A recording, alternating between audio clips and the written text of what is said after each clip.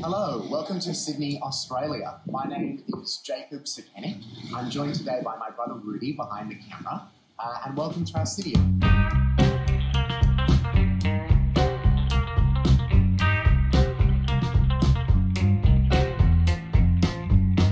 Beautiful, warm autumn day today.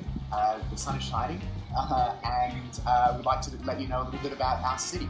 So Sydney is Australia's largest and most populated city, closely followed by Melbourne down in Victoria.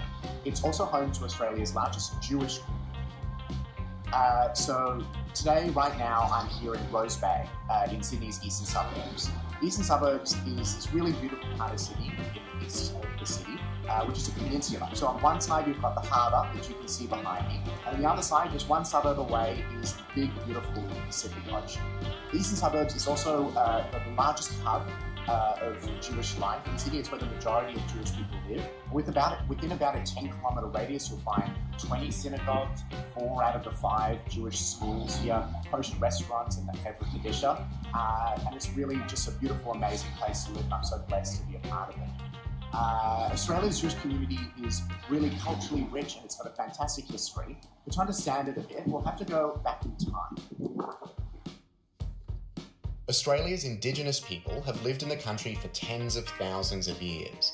The eastern suburbs is situated on the traditional lands of the Gadigal clan of the Eora Nation, the local Aboriginal people.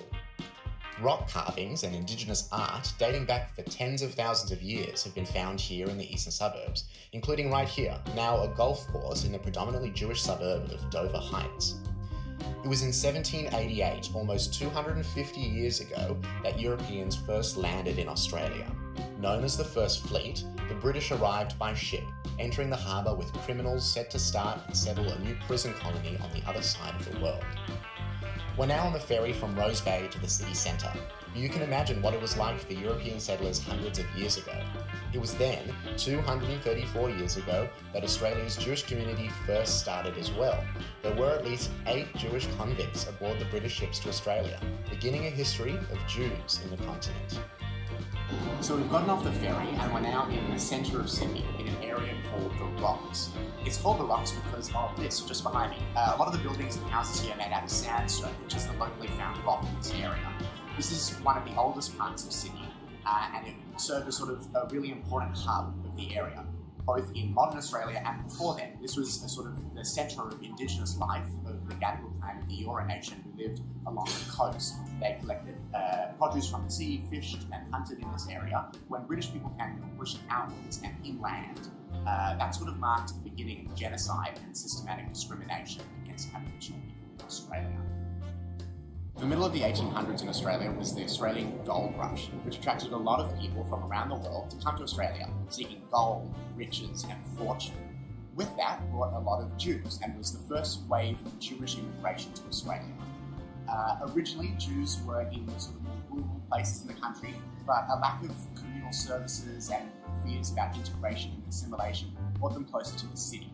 The city, Sydney especially, was now the major hub of Jewry in Australia, and with that came about new buildings and community centres.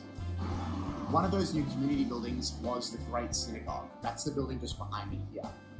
It was built in the late 1800s, and it's the oldest continually operated synagogue in Australia. It's built in this beautiful Victorian style, and once upon a time it was one of the tallest buildings in this part of the city. It's since been dwarfed by the skyscrapers and office buildings that surround it.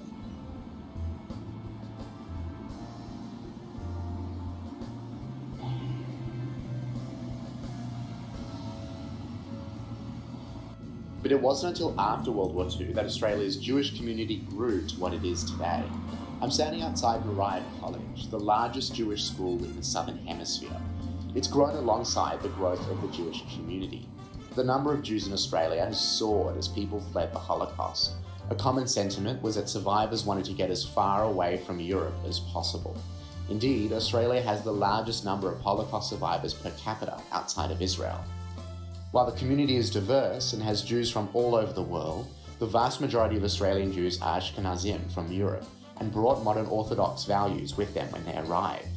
Modern Orthodoxy is the most popular denomination of Jewish Australians, and most synagogues, like Central Synagogue, Sydney's largest, are modern Orthodox shuls.